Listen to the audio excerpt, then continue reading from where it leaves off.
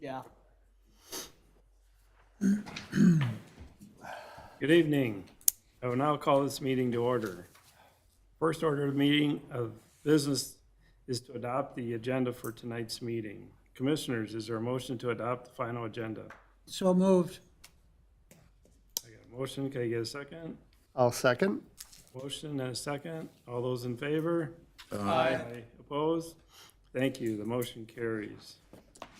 Our next order of business is to adopt the minutes from our October 1st, 2024 Planning Commission meeting. Commissioners, is there a motion to approve the minutes? So moved. Yeah, motion, Second. second. All those in favor? Aye. Opposed? Thank you. The motion carries. We'll now move on to our discussion item. Our discussion item tonight is item 3.1, draft cannabis ordinance. We'll now turn it over to Associate City Planner Travis Beerley for a staff presentation. Good evening, Chair and Commissioners.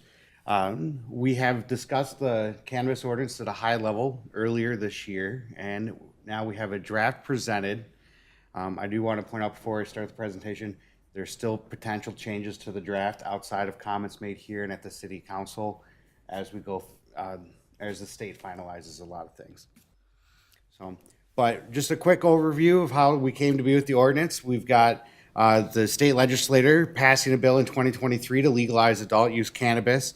The entire statute's 342. They set up the Office of Cannabis Management, which also took over from the Department of Health, anything to do with cannabis coming over on the medical side. There has been a first draft of proposed cannabis rules, which we've used to create the draft tonight, as well as various things coming from OCM. Cultivation licenses are going to be issued if they haven't already, so that plants can start growing to be ready for the retail market coming in January of 2025. It isn't expected to have retail licenses fully issued and sent out until sometime around February, March right now is the time frame they're looking at. Not saying that some can't come earlier, some can't come later, but like I said, a lot of things still up in the air to get the process down. Staff has done several reviews of the stuff put out under statute, under the rules, as well as taking feedback from the Planning Commission and City Council. And the draft ordinance, as I stated, is based on all that feedback. Taking a look at the process as we go forward, right now we're looking at reviewing the draft ordinance. We'll take the feedback from the Planning Commission and note those comments to bring a draft to the council and do the same thing and get everything set up and get it tweaked correctly so that we could do a public hearing on November 19th. Following that, there's 2 city council meetings which we could do adoption for, and we would want adoption put in place prior to January 1st. Just separating out some of the roles, the role of Office of Cannabis Management, or OCM as we'll refer to it, they govern the applications and licensing of 13 different licenses, as well as modification of the rules and working with different advocacy groups such as Metro Cities, which speaks on our behalf to get things set up. Quick question, have they finalized the head of the Office of Cannabis Management yet? My understanding was it's still up in the air. Commissioner, the Office of Cannabis Management is established and it is up and running. It initially got established on July 1st of last year, and it took a little bit to get a brand new department up and running, but they are up and running. They have a fully functional website, and they've had to do a lot of work to get everything in place over the last year, but they've been functioning they've been more than functional for at least 6 months that I know of. But is there really a head of that office? Yes, there's a head of it. We also have contact for government relations, contact individual. OCM took some of the upper management and more senior knowledgeable people that were working with the Department of Health and actually brought them over from Department of Health to OCM so that you do have experts at the top of the chain and working its way down. So they are functioning, they're responsive. I know that they're getting a lot of questions and a lot of technical questions as well. So, but they're there and they're running. Thank you. Move on to the role of the city. The role of the city is we need to create a new zoning code, or excuse me, a new section to our zoning code for the regulation. And we're just looking at restrictions and permissions of cannabis businesses. We need to consider what the community standard is for the citizens of Victoria, and we want to apply any reasonable performance standards in these regulations. One thing that our local ordinance does not and should not handle is anything to do with use. When it comes to the general, now there are temporary permits for events. There can be use with that. I'll describe that later on in the presentation. In addition to doing that, we're going to need to do an update to our use tables for residential and non-residential districts as far as what type of businesses would we allow to be in different areas. And then we'll dive deeper in at a later date to more performance standards where we want to get just the basis set up before the end of the year. The state does require us to have at least one cannabis retailer, or allow for one cannabis retailer within the city. The city could be a retailer, but it would not count towards that one. Any application that we get for any type of cannabis business, whether it be retailer or whether it be a cultivator, the city has 30 days to respond to the application with an approval or denial or provide comments. And that entire process is getting worked out but isn't fully finalized. I'm sure there'll be some changes next year as these applications start coming into cities. I do want to talk about the use for individuals real quick, so we just have an idea of what people can and can't do. There are possession limits set in place where you can have 2 ounces of the cannabis flower on you in public. You can have 2 pounds in your private residence. There's also concentrate, and there's the edibles. So if you hear about people using vapes, a lot of that's the concentrate that they'll be allowed to have. Consumption is required to be 21, and it's not allowed in public unless a special permit, such as temporary event permit's been issued. Residents would be allowed to grow their own cannabis flower at home. They could have 4 mature and 4 immature plants, in addition to having 2 pounds of final product.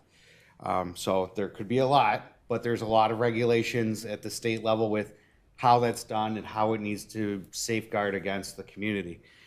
There's home extraction. Basically, if you take the plant and you want to create the oil out of it so you can use it in a vape, the state says that you can't use flammable materials. You can't use propane, gasoline, diesel, kerosene, that type of stuff. And that's all for the protection of keeping people from burning down neighborhoods, because it's not regulated for an individual to create that product. There's unlicensed sales throughout the state that are still happening, either in the black market or going through retailers that have more or less jumped the gun on getting the products out. The state is looking and cracking down on that. In Victoria, we don't have that issue, which is a very positive thing for us and our residents. When we look at the laws affecting businesses, advertising is a big thing. Can't appeal to persons under 21, has to have warning statements on all the packaging, it can't be misleading or false claims, and can't be permitted on billboards. This is very similar to the tobacco laws when it comes to advertising. They're not exactly the same, they're just similar in nature. So when we think about how products are going to be sold for the cannabis, think of buying a pack of cigarettes or a can of chew or what have you, and all the different things that go with that. There's also going to be tracking systems in place, because this is a primarily cash business, that the state's going to want to know where everything goes through the supply chain to keep track, especially for the financial side of the house. They also require testing, so that when you do go into a shop that is selling, say, the cannabis flower, you know that the quality is there, that it doesn't have some other chemical in it that's going to cause illness or death or things like that. So it is going to be regulated on that level too.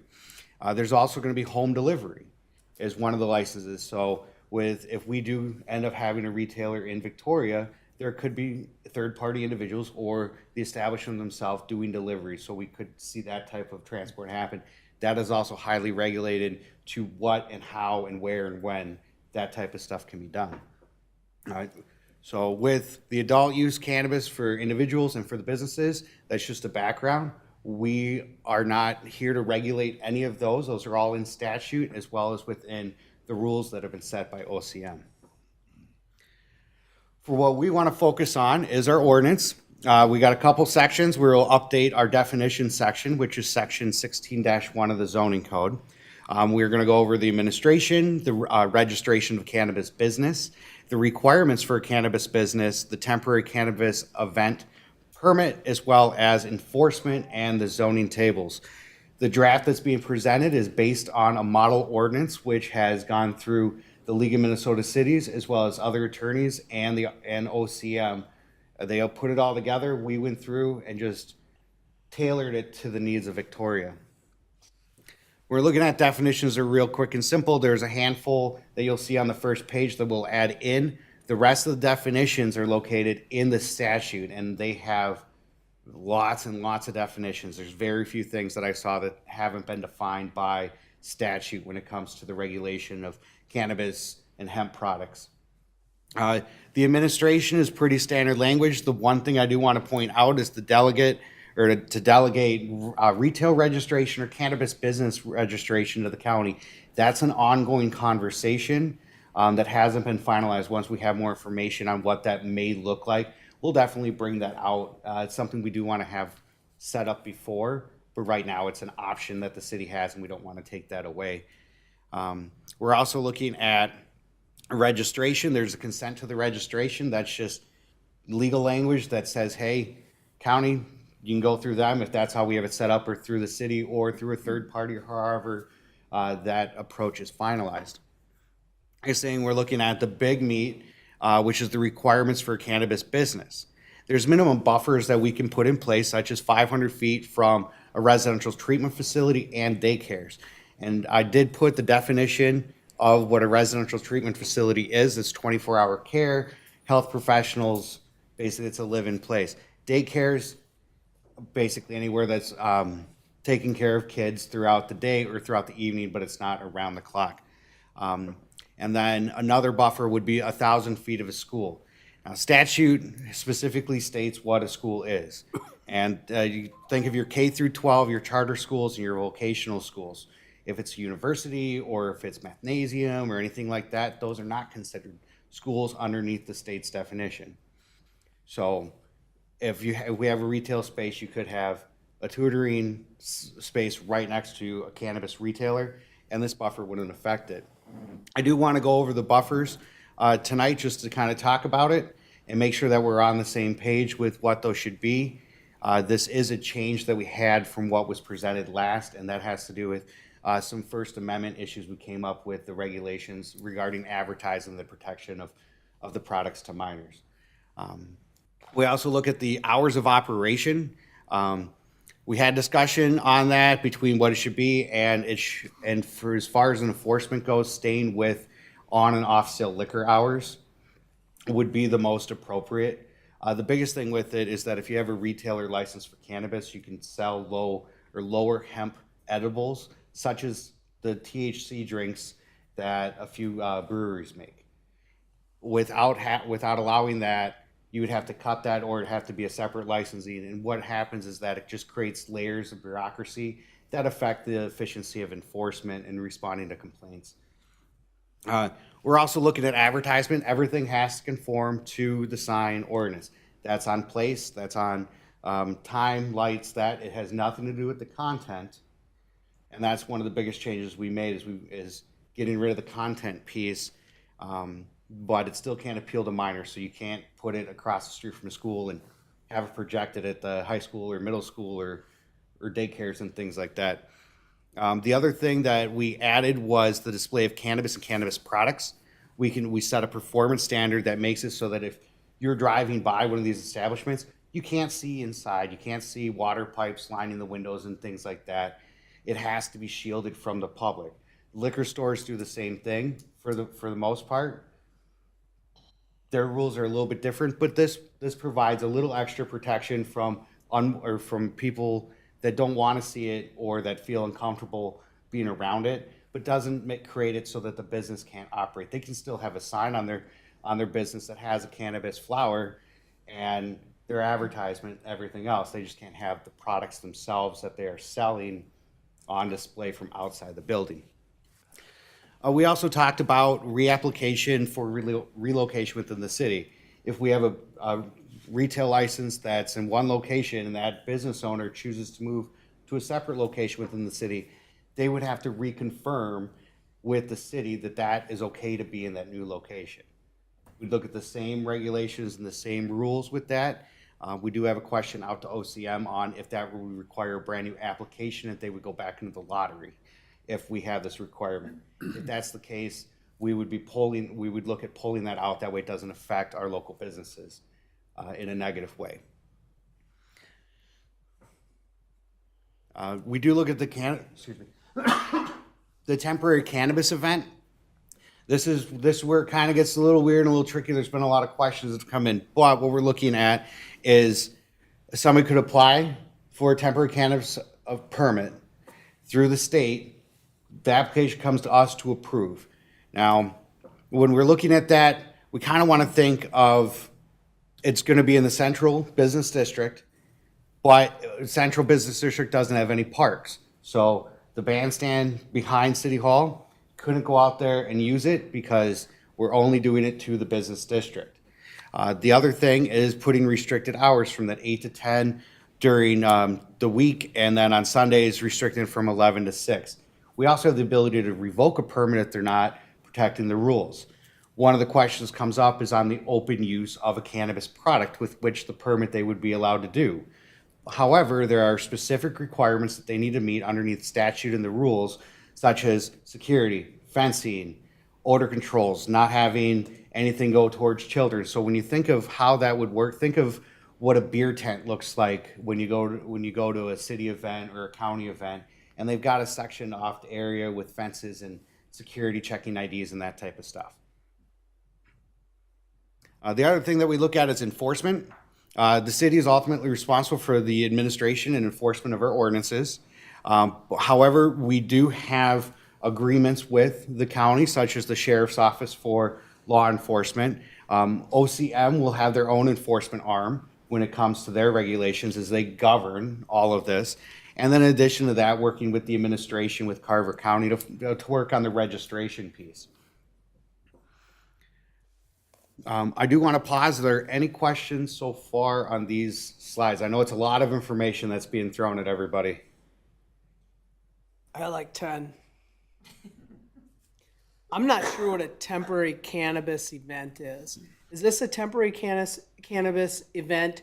We're talking only flower derived products that people can come in and buy and then take home.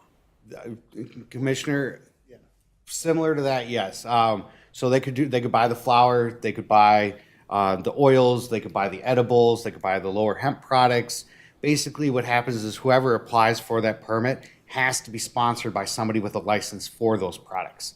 So it all works through there. The same as if there's if somebody applies for a liquor or a temporary liquor license so that they can sell beer during the car show or what have you, right? Certain regulations are in place to make that happen. But to your point, if you wanted to go to the event and you see a product, say the cannabis flower, you could purchase it, and then if they've met the requirements to allow for on-site use, you would be able to have the on-site use, but they're not necessarily hand in hand, and it's not a guarantee. There's certain requirements on both sides of the house. All those regulations are inside the statutes, and it's for the record, it's going to be 342.39 and .40 regulate all those, and there's quite a bit of stuff in there. Plus, going into the rules, there's a page and a half of rules that are involved with the regulation. We would allow OCM to manage all of that for us, and if we saw an issue, we would consult with OCM and possibly the city attorney before taking action. Can I ask one question that plays off? Absolutely. So my understanding is that these temporary cannabis events can last up to 4 days. And so my question is, are these going to become the new Uptown Art Fair? And secondly, is it possible for us to restrict these to indoor locations, both to restrict access to those wishing to be part of the event and not unauthorized minors, for instance, and secondly, to avoid subjecting people who don't appreciate the smell from having to endure that? Unlike beer tents, there's no smell there. Here, it's a discernible odor that not everybody enjoys. Personal point of view, I think if you're at that type of an event, the smoke or the odor isn't gonna bother you. But if you're walking through the business district, you know, going on your way to the post office, you don't necessarily want to smell that. Find an alternate route, you know. Commissioner, to your question, underneath the rules, there are certain restrictions that go into when you use it and where you can use it. And part of that is relating to minors and discomfortabilities. So there would be stuff that we could put on nuisance code, but there is also regulation of state statute. On a later slide, I have that listed out, the exact language of what that would be, and I can go more in depth. And so I guess the clarification that I got is that, yeah, it could be, the event could go on, there could be legal selling and purchasing, and there is the possibility of, again, consumption. Because, yeah, like a beer, you know, I was almost thinking, yeah, they might be able to drink a, you know, a THC cocktail or drink or whatever. But yeah, the flower is where I'm thinking, yeah, there's going to be, that's going to be where the rub is, if there's actually cannabis being smoked. Correct, Commissioner, and the city will have the ability to put on reasonable conditions with the permit. And those are within the constraints of what the OCM Correct, is allowing. correct. And so that's probably written broadly enough to cover the city of Minneapolis, which is going to have big weekend events, I'm guessing, and communities like ours. So they've had to think that broadness through. Okay. When it comes time for a permit like that, that would be something that would need to be reviewed. And when we issue a first permit, there could be some issues that come up if we get applications for permits. And as a city, we'll learn how to deal with those. We'll hear what other communities are doing to help with the regulation, the comfortability, while also making sure that it's fair for people to get those permits and to be able to enjoy those type of events. And it's predicated on everything's licensed and, Correct. you know, above board of that. So building off of temporary events. So if they have, let's say, a bake sale, God, there's gonna be a lot of puns tonight. And they're selling brownies, that's cool if we give them the license to have their flowered pot brownies sold, but the state statute says you can't consume it, but this new temporary license / variant says, oh, you can now eat this on site. Hold on. How about if I have my temporary dispensary license? I've never been to anything like this. Is there like a fire risk by allowing people to toke up and light up so that, you know, all their products go up in flames if we allow that to happen? I don't know. Commissioner, that'd come down to the application of the permit and putting reasonable conditions that the city can do in addition to statute. Part of the rules state in here for on-site consumption must have limited access to the consumption area pursuant to the statute, as well as a commercial grade fence surrounding the entire perimeter of the consumption area. In addition to it, just for the event, there are 4 pages worth of regulations in the ordinance. So in the statute, just on that. So I'm sure there's gonna be potential, there's always the potential that doesn't go perfectly for the first permit or two. We haven't had anybody ask about getting any permits, but we just wanna make sure that when they come in, we have a good foothold to provide a recommendation to staff, to the council, and the council have the knowledge and the ability to move forward with getting it out, and then making sure we have the flexibility after that to make changes as needed. Sorry, I'm gonna be interrupting your role here, but you mentioned something along the lines that it's a cash business. Why is it a cash business? So cannabis isn't legal at the federal level. So when you go to a bank to get a loan, or if you want to use your American Express card, those businesses operate separately and have the right to not allow for those purchases. So primarily they deal in cash. And that's where a lot of the tracking will have to come from, is to see where that is. There's also inspections that'll be done as well. Thank you. Is there any accommodation as far as temporary or on-site consumption for the establishment of smoking lounges, which are very common now in California, now that the legalization has taken place over time? It's like having a bar.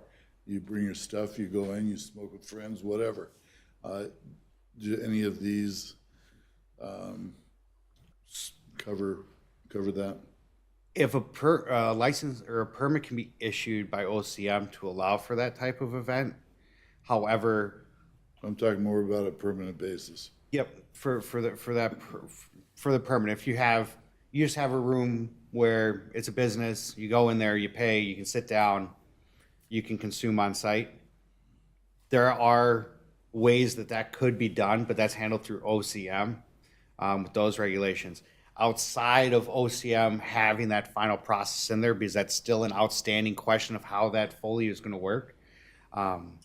With that, adult use cannabis flower, so the smoking or anything that creates the vapor or whatnot, can be done at a private residence to include the yard, and on private property that's generally not accessible by the public. So a bar is accessible by the public, so therefore it's not considered the same as your home. So this is where you get a little bit of that ambiguity of what's the business look like if it's just allowing for the use on site. And then with that, there would be certain controls. But it is an outstanding question that's out there. We do know that there's some more information that's going to be coming out in the next couple weeks that we're paying attention to. You just need to establish a club. Anyway, And so following up on Exactly, that's. that, smoking club. so following up on that point that it could be, let's say, a club, then the OCM is going to decide that. However, where those would be allowed within the city is the purview of our ordinance. Okay. So that helps me out on that. Excuse me. We could also prohibit that type of establishment. We're only required to allow for the retail. As far as anything else that's there, we're not required to do it. Well, and that was kind of where I was trying to go with that. It seems like, yeah, that gets down to our ordinances and such. The other one that I want to quickly touch on was the sign. So kind of thinking of a liquor store, they have a lot of advertisement, beer advertisement and stuff on front of the business, oftentimes. That's not a sign. That's advertisement for products within. And I think I heard that kind of signage advertisement would not be consistent with our sign ordinance. Commissioner, it would. You could do that within it, because with the sign ordinance that we have, it has nothing to do with the content of it. It has to do with the type of material or the placement or how it's lit up, things like that. The physical characteristics, not the actual language on it. When it comes to the way that this is put together on here is that, let me get back up to that. Here we go. So the advertising piece, they can't put it out to go after people that are 21. So if you put it in a position where you're targeting someplace that minors frequent and things like that, that's where you can run into the issue. But that's going to be an interpretation. But as far as if you go to Holiday and you want to purchase a tobacco product, they have the advertisement with price of the tobacco products outside the windows. That type of stuff would still be permitted even within our code for cannabis business. Because we wouldn't look at it as that's cannabis, that's tobacco, that's alcohol. Yeah. We don't compare those three together. We just look at the physical characteristics of the sign. That's helpful for that context. Okay, thanks. Almost last but not least, comment with one more question. I think we get finding the retail flower place and putting together the ordinances for that, and we understand what we need to do with that. I think where we spend a lot of time is not being able to talk about use, but yet allowing these temporary events. That's just my opinion. Those are going to be 0.1% of the sale of the cannabis product in the city. but we spend a lot of time on it because there could be a use piece to it, which is something we really can't legislate or make any laws or rules on. Last question of what you've discussed so far. You said the League of Minnesota Cities gave you a sample ordinance or something like that? So we, Commissioner, Chair of the Commission, we worked off a packet that was provided for governments, and you Yeah. can tell it's been well noted and gone through. And there, in the back of it, there's a model ordinance. And as staff, we attended a webinar where we had representatives of OCM as well as their attorney, as well as another attorney who helped write the model ordinance for us to take a look at. From that, we synthesized it down to what affects Victoria and affects the needs of our community. So my question really is, model ordinances, I deal with software. And when you get software and you start customizing it, the more you customize it, the more problems you bring up, the more potential issues that come up in the future. Is there a consortium of cities that are trying to adhere totally to this model ordinance? Does it make the most sense for us not to tweak it as much as everybody else? Commissioner, the model ordinance provided a lot of optional ways to do things. With the draft that's presented in front of you tonight has been previously reviewed by the city attorney. Okay. And we took those comments and made changes to get, excuse me, the draft that was previous to this was reviewed by the city attorney, and this draft is based on that draft and the comments received by the city attorney. There's also an individual in this city, in our city attorney's office that is an expert in the cannabis law that'll be reviewing anything that we have before we go for adoption. They're working with multiple cities and paying attention to more things than we are. Gotcha. This is more like a choose your own adventure versus a customizable software. Not exactly, but the model ordinance, they sent in a Word version, and you can type everything in, and we went through with deletions, went back and forth as staff and had different meetings.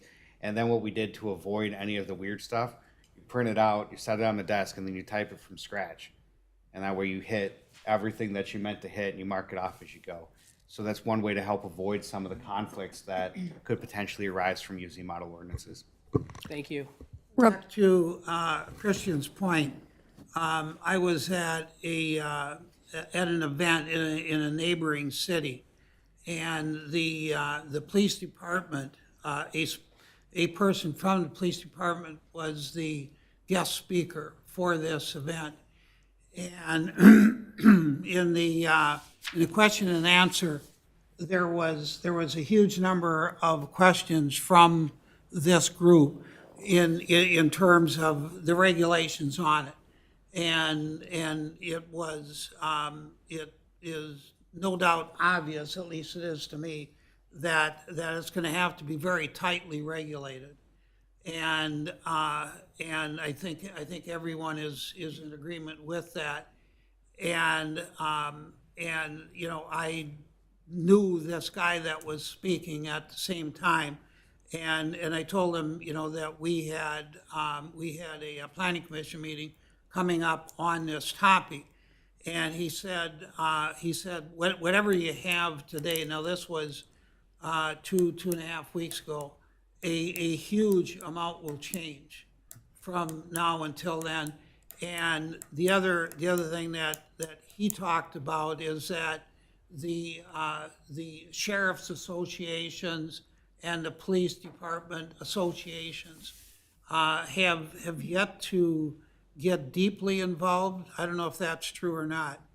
Have yet to get deeply involved in it, but there will be some pretty substantial input coming from those sources at the same time. And you know, and I had talked about the fact that first of the year, I mean, it's legislation that's already there. And so that will not be reversed, I would doubt, at the same time, but it'll be regulated way down. And Commissioner, the final rules probably won't be set until roughly January. There's a report that OCM has to provide to the legislature based on a number of factors. And then the rule should be finalized somewhere around then. As far as the statutes go, next year is a legislative year where they could change the statutes. I don't know where it'll come with that, and I know there's a lot of organizations that have a lot of opinions and interest into what could be there, but for the most part, in a mid-level general scale, we don't really expect to see too many changes that would affect the local ordinances that we would pass. Well, and the other thing I told him is that in literally all of the European countries that we've been in, it's very widespread. And there's an awful lot that we can learn from the European countries in terms of what has gone right or what has gone wrong at the same time. And he, he said, I hope they're doing that. Why would we model it after European countries rather than states here that have legalized marijuana for years? California, Colorado, New York, Washington, D.C. Why wouldn't we model it after them rather than Europe? I mean, you're apples and oranges. Well, I would say both. I would utilize any resource myself. So I have a couple of comments. First, I want to make clear that I have absolutely no debate with the underlying policy or law. The legislature and governor have made the decision that this is the law of our state.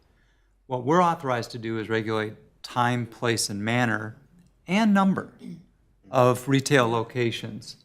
And at our last session at which we discussed this, I suggested that we do not want to become the city of lakes, parks, and cannabis dispensaries. The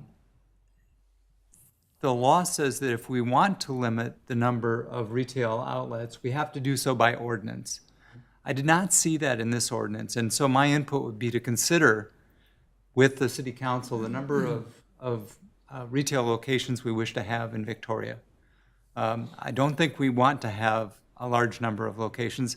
We're only required to have one, maybe zero, depending on how you come to 12,500 people, which is the law.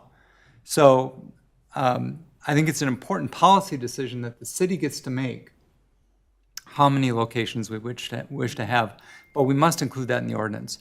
Second, with respect to manner and place and time, I have great empathy for people that live in multifamily housing, and I don't know if this is a state issue or if it's a city issue, but we should consider regulating use of a very odorous product in multifamily housing, because it would be problematic if somebody had an allergy or a sensitivity to a smell and lived next to somebody that wished to use the product.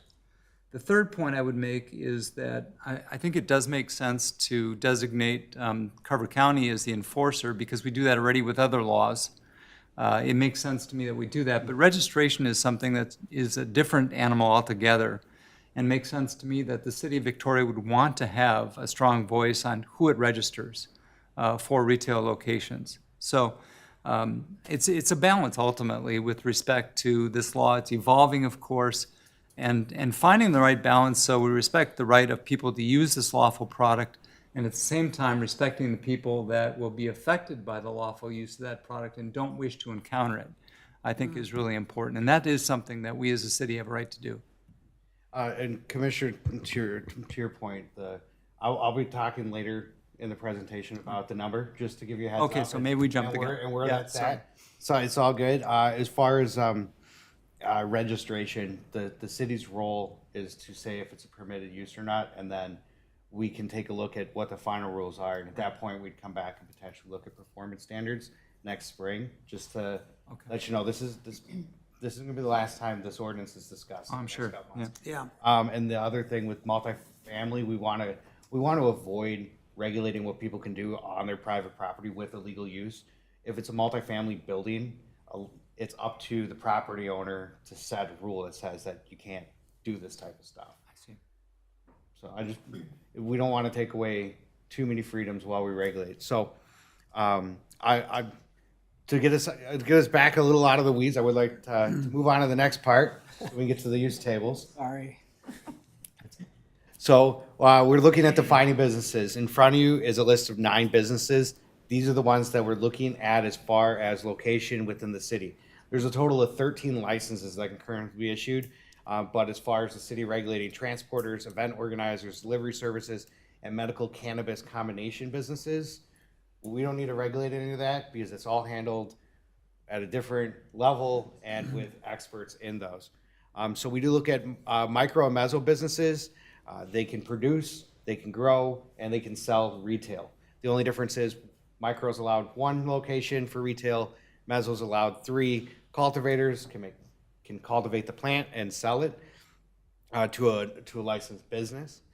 You look at the low potency hemp edible manufacturer. They're just producing the hemp products such as the gummies and things like that, as well as there's a retailer license that can be done. Manufacturer, they just manufacture everything from the cultivator, get it ready to go out. So if you're creating power bars that have THC in them, manufacturer be the one to do that. We're looking at retailers. Retailers can sell the plant. If you have a retailer license, you can sell basically any of the flower at any stage, and you can sell the hemp products as well. There's testing facilities where we would want that. Testing involves various things that could create some odor, and that's one thing that we want to be conscious of. And then wholesalers who are allowed to buy, sell, trade, do their thing on a much larger scale. When we look at this, I just want to point out where a few areas are. We have in the maroon circle in the center of the screens our central business district. The green circles highlight our agricultural districts that currently have used for residential purposes. And then down at the very bottom is the blue. That's our South Growth area. That's where we're looking at that C1, C2 that we've been talking about for the past few months and passed into ordinance yesterday, right? No, sorry. But so we've got all that going. One thing I do want to point out is that everything that's in gray that the city could annex, by our rules, when we annex something from the township, it's automatically agriculturally zoned. That's why we have to do a rezoning every time we see a PUD come forward for development. When we're looking at the residential use table, basically what we've come up with is 3 permitted uses in the agricultural zone, and that is for the production. Meso and micro businesses can have the retail component, but their primary role is production. A micro meso business would be similar to an apple orchard. They grow the apples on site, but you can still go there and buy the apples. It'd be the same thing here where they grow the plant on site and you can go buy the plant directly from them. In all the other areas, we would recommend not to have any of these type of businesses. Traffic, noise, odors, and that type of things. I wouldn't necessarily want to be at home having traffic come by at 8 o'clock at night trying to purchase products. When we look at our non-residential and our commercial areas, what we're looking for is more the retail component being restricted to the CBD, the C1 and C2, and prohibiting it within our industrial zone.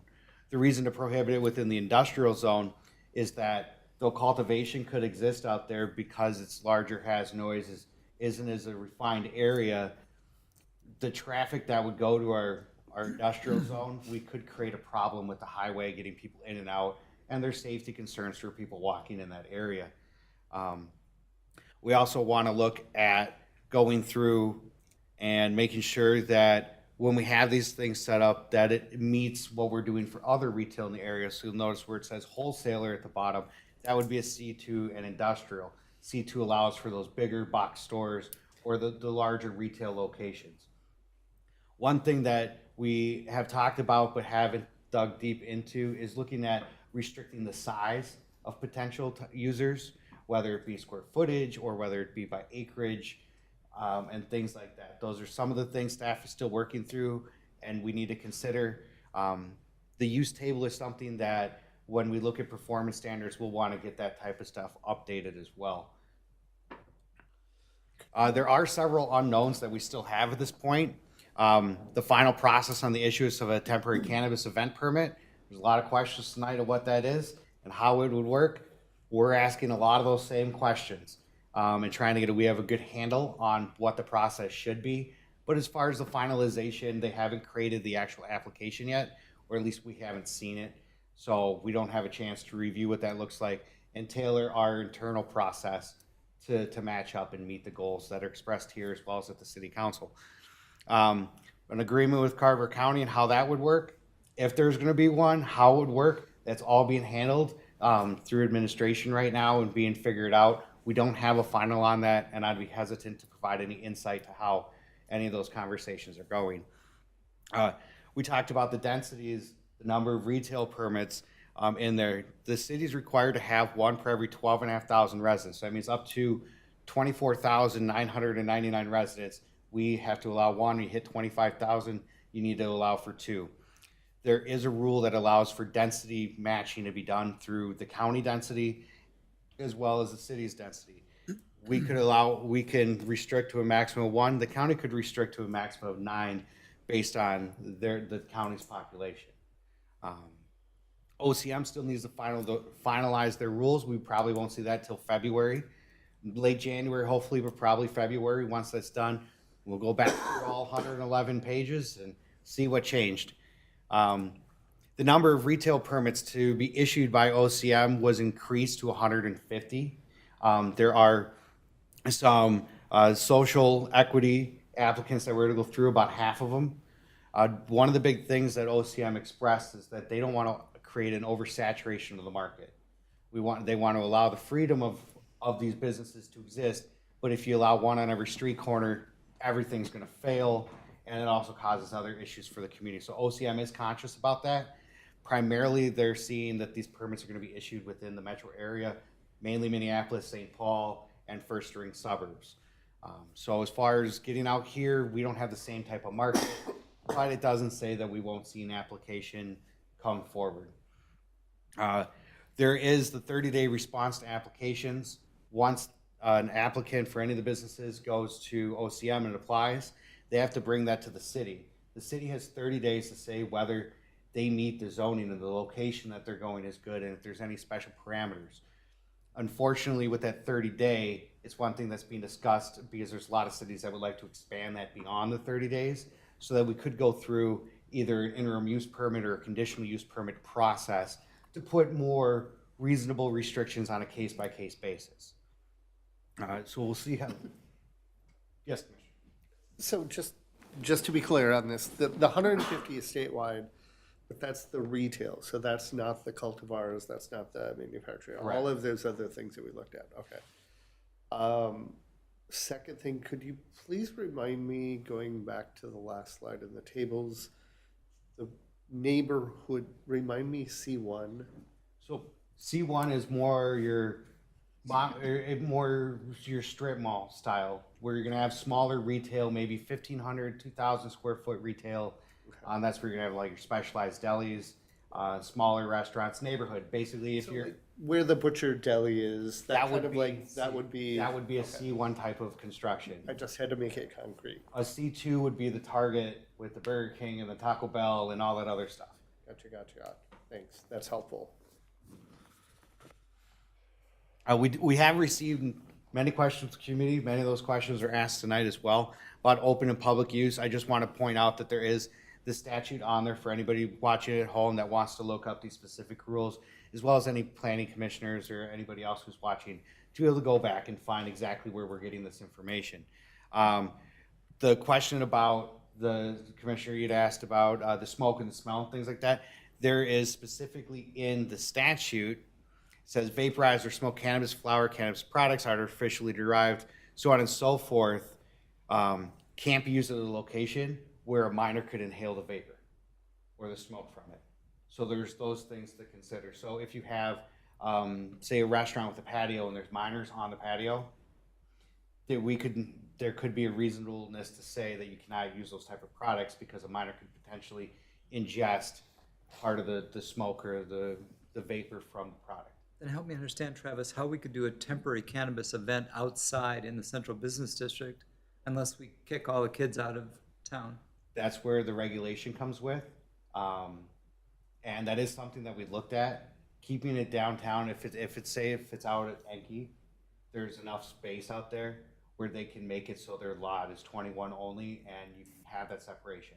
But let's say you want to go right next door to City Hall, I don't think that we would be able to issue a permit because there's a good chance that we could violate this part of the statute by allowing that permit. So it is, there's a lot of hypotheticals to how it could be done. We'd have to see what an application looks like. We're not required to issue a permit just because someone applies. That is one very key thing to look at. So we have to make sure the regulations are met, let's make sure they're meeting our standards as a community, and that we're protecting the interests of the public as set by the Planning Commission and City Council. Real quick, I just want to make a note on the special event permits and how they are, I guess, given out as of today. So there's an internal team that does review those applications, me being one of them, along with some other folks from City Clerk. We do bring these applications to our development review team. And the reason for that is because we've got city engineer, we've got fire, we've got public safety, we've got planning, all within that group that reviews these applications. So we go through, if they need a tent, they have to get that tent inspected. We know if there's a noise permit or if there's a band or an alcohol license required. So we vet those permits before they're even basically, allowed and approved. So with that, the point of me bringing this up is I envision us having a little bit more stronger rules on those event applications when they do come in with cannabis-related purposes. That's something that I believe council would support us on that. Again, those would be something that we could really dig a little bit deeper into and put more regulations on those types of events. So we're still, like Travis had mentioned, still reviewing that, what that looks like, talking with other city folks and working with OCM on that piece. But I guess my thing is use of cannabis on a outdoor patio, restaurant patio. I mean, you can smoke out there, vape out there, but use of cannabis on a public or private or public restaurant, bar, patio, how is that going to be regulated? You don't necessarily have minors there, because, or you might if it's a restaurant, and they're serving food. But how would you regulate that? Chair, that is a good question. So there's a couple things to unpack for the question. One is that any enforcement action like that would be done through law enforcement, so they would be responsible for that. As far as the rules go that the state puts out under the cannabis statutes, they have certain regulations, and with the tobacco, that's underneath the Clean Air Act that was done and setting in those rules. But that was tailored towards tobacco use, not towards cannabis use, because of when it was instituted back in 2007. So there are a few regulations that are there, and there could be some there's a lot of similarities, but nothing's going to be exactly the same. It does come down to the culture of Minnesotans and where we see things going and the changes that could be done. Like I said, 2025 is a legislative session. There are plenty of advocacy groups out there on both sides. There's lobbyists that are out there. Metro Cities is one of the lobbyists for communities within the metro area, and they are part of these webinars that we go to and the conversations that we're having so that those viewpoints can get across. And I can strongly point out that there's a lot of things that weren't going to be done back in August of 2023 after this had been passed, that the Metro Cities had reached out and asked for feedback. And I was part of those conversations at the time, and a lot of the communities, a lot of the stuff that they want to get in there, were able to get in there. Initially, cities weren't going to be allowed to have their own shop because it would kick other competitors out of the market. Well, that was something that some communities have pushed for. So there is a lot, as long as we're short, there's a lot of things that are out there. There's a lot of different regulations, and we have to play within the statutes. If there's things that we find going forward, we do have outlets to express those and see if we can get some changes done to the statutes, to the rules, maybe some flexibility within our ordinance, either if we want to loosen or tighten any type of restrictions or permissions that we have. And I also understand that, you know, if you go there and you experience it and you say, well, this ain't where I want to go, and you don't have to go And support them. the business needs to self-regulate their operations as well, because if nobody wants to go to a business is going to survive. So there's that factor that comes in as well. But if there are issues with a particular business that we may have, that'll be a conversation that'll be done with the senior management of the city as well as with law enforcement to figure out how we can resolve that and then work with the business owner to resolve those issues as they come forward.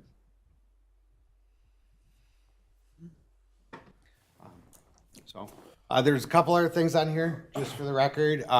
So they've been posted, so you can go back to YouTube or you can go through iCompass on the city's website and click and it'll give the specifics.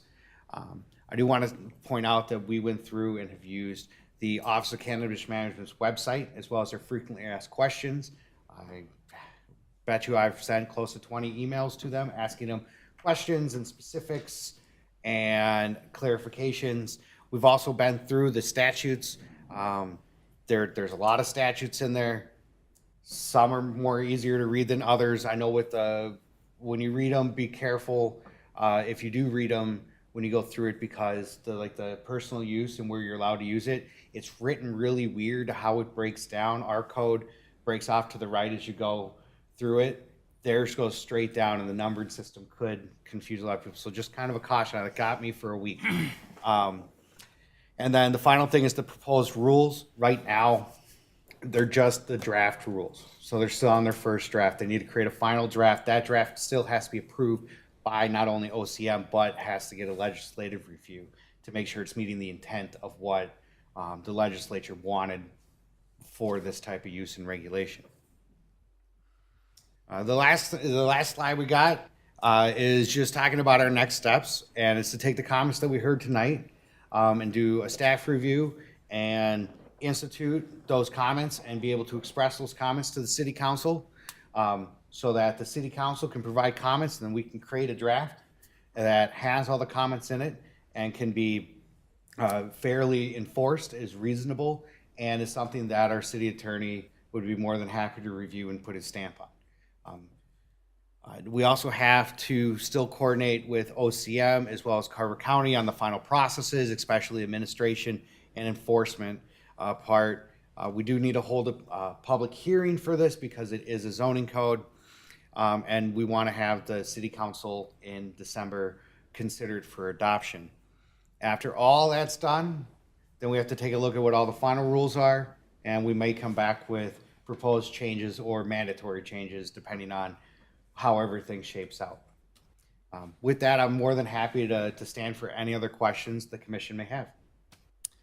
All right, thank you, Travis, and thanks staff for all their hard work, because it's a lot, and to take 111 pages and put it down into a 4-page ordinance is not a simple task. So I appreciate what you guys do. Commissioners, any other questions, discussions, comments? This came up from a resident. Some other correspondence that I had was, do we want to, as a commission, city council, consider allowing the use of a temporary permit in a place outside of the CBD? And, you know, the two that come to mind for me would be Lions Park, Wasserman Park, Madeline Creek Park. If somebody wanted to have a pop-up event in one of those, as it currently stands, they would be outside the city's ordinance to do that. Is that something we want to consider or not?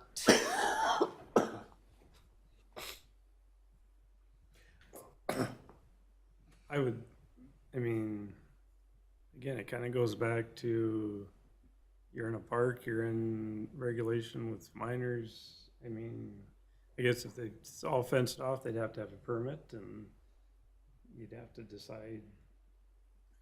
If we have an ordinance against having it in that section of the city, they couldn't even apply anyway. Well, yeah, I mean, that's kind of the point of it being that restricted. Oh, Onset. And I don't know if I agree one way or another, but it's just a topic that had come up with a couple messages that I had received earlier. in reading, yeah, it was clear that it was within certain locations and not the parks. And I took that as intent. Okay. Correct. The commission, the intent of how we wrote it to restrict it on a CBD area is, for the most part, if we allow it in any of our residential areas, I don't know if all neighbors would be okay with somebody doing that, such as the block party. As far as parks, there are kids, there's no parks within our CBD district. Our parks is its own separate zoning. And then allowing it for C1 or C2, there's no real good area that we could envision looking at similar type of developments where it just wouldn't be a whole bunch of people standing in the middle of a parking lot in a heavy retailed area. And that can lead to problems, some safety concerns, traffic concerns, and things like that. So it is written specifically that it could be permitted if you can do it right, but we have to look at the community as a whole and make sure that we're not providing, or that we're providing safety, but we're not providing such great restrictions that we're saying, no. You did this one to yourself by saying parking lots. How about church parking lot or a religious event of some nature? Is that something that would be, It's still based on the underlying zoning. okay, And churches Thank are you. allowed in any of our R1 zoning, which is not a permitted area for the businesses to operate, nor to get a permit for a temporary event. thank you. I mean, do others have opinions on whether we'd open it to the parks? I think it opens up, honestly, some challenges Yeah. that we're not foreseeing. I think all of us are probably exposed to a informal public hearing on the topic. I know I have been through various different sources. And what I'm hearing from, with one exception, thinking about it, but literally from everyone, is that, and I've told them that it's my understanding that we are legislatively, we are required to have one retail store in the city. And the general consensus is one would be enough, thank you very much, is kind of the general feedback from the people that I'm exposed with. Both neighbors and church groups and a whole bunch of other civic groups at the same time, so. I think it's good to be thinking about, but I think more events are gonna show up in some of the, metropolitan communities. I think it's good that we're thinking about preparing for it, but And I Commissioner, also don't think there's gonna be a lot of requests for permits. That's my hunch. If people want to, they're going to in their backyard or in their house or whatever. Yeah, Well, if they're gonna have because a that's already, cannabis event, I don't think Victoria is gonna be That's the choice. I mean, there's probably 100 better options for having your bake off, smoke off, light up, whatever it is. The only thing that came up today, and it was because I was at the rec center, and I'm assuming there are already regulations on this, but the plots of land that people rent from the city of Victoria, can they have their 4 plants in those or not?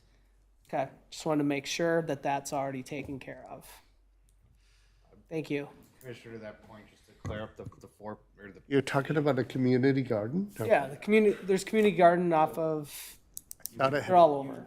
underneath the statute, you wouldn't, I can't see a way that you could even, if we permitted it, that you'd be able to meet the statute requirement for privately grown plants. They have to be in a secured location that Yeah. minors can't get to. Okay. And then Exactly. there's a bunch of other rules that come with it. So there's a lot of protections in place for that. So yeah, the big thing tonight was just getting some of the questions out there, that were outside our scope as far as looking at the ordinance, such as use, such as what's the state regulations, to get a better understanding. I'm more than happy to field any questions that anybody would have regarding those, or help direct them to where they can find the answers. And I believe that if I'm more than happy to take more comments about the ordinance itself and any questions that come up or conflicts that the commission might see. Well, I mean, you've had a lot of exposure to this, and you've been in study groups extensively, and have obviously read extensively. What's your take on it, Travis? For the city of Victoria? My take on it, in my personal opinion, would be that the regulations set forth are a lot based on tobacco as well as alcohol, as far as how it's regulated, where it can be used, and things like that. It's my belief that allowing for the type of use, such as a temporary event permit, is an amenity to the community. However, when we look at that amenity, we have to look at how we're going to regulate it without over-regulating it, so it's still friendly, but not under-regulating where it creates a nuisance. As far as having a shop in place or anything like that, I'm all in favor of having the retail. If there's going to be growth or a cultivator or anything like that, making sure that we put those in appropriate locations where we limit any chance of an adverse effect. There's always going to be that risk. If we stick up a Frisbee store, you could have the same issues that you do with a cannabis retailer. So it's looking at those things. I think it could be good for the community. I don't think that we're going to be oversaturated because, like I said, out of the 150, which they bumped up from 100 just a couple months ago, even with that in place, half that is going to the social equitable parts of the metro area for the most part, St. Cloud, Duluth, Winona, and Rochester areas. And a lot of that has to, there's a whole bunch of rules on qualifying factors, and a lot of those permits will be determined, the eligibility for those permits will be determined after the rules are finalized and a final report is provided in January. So there have been people who've been able to apply already. But as far as Victoria goes, it would be my wholehearted belief that I don't think we would get more than one retailer. And I think that the cost of our soil is high enough where it wouldn't make financial sense for a cultivator or a micro or meso business to come to the Victoria area, when you could go a little bit further out and you may have less regulations in a township that's on the other side of Watertown or something, or outside of Cologne or what have you. So I think the biggest thing we're looking at is just the retail and the freedom of use to it. But like I said, we still need to look at how does it affect the community? How can we mitigate that? As staff, it's our role to take the interpretation from representatives of the community, such as the city council and the planning commission, put that stuff together, do the research, and come back and provide a recommendation and be able to answer questions in a defensible way so that it can move forward. I think one of the, I appreciate it.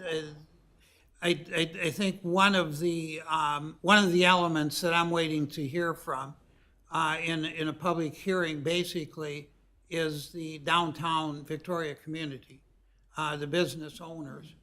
And I think that'll give us some direction in terms of, quite frankly, as a group, what do they want? And what do they not want at the same time? And I think that'll be interesting. So I'm looking forward to that. And Commissioner, with the public hearing, the plan right now is to kind of do what's on the screen. Is we've gotten questions and to be prepared for those type of answers. Yeah. So if there are questions that any planning commissioners or anybody watching at home have or are looking at, be more than happy to take in those questions. We may not have a response until the public hearing, but at least we can have a heads up and make sure we're well researched and can provide a fair answer that's accurate.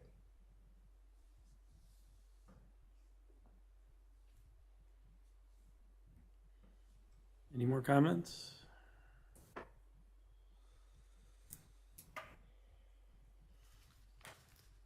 After hearing no more discussions, this request does not require a formal motion, so that concludes our discussion item for this evening. Moving on to the miscellaneous section of our agenda. Staff, you have any miscellaneous items? None from staff. Commissioners, any miscellaneous items? I have nothing. Commissioners? 9 a.m. tomorrow, there's a transportation meeting at the Victoria Rec Center. I plan to go. But that would be it. Is that right? 9 a.m. tomorrow? Correct. Sorry. It's helpful, thanks. Yeah, thanks.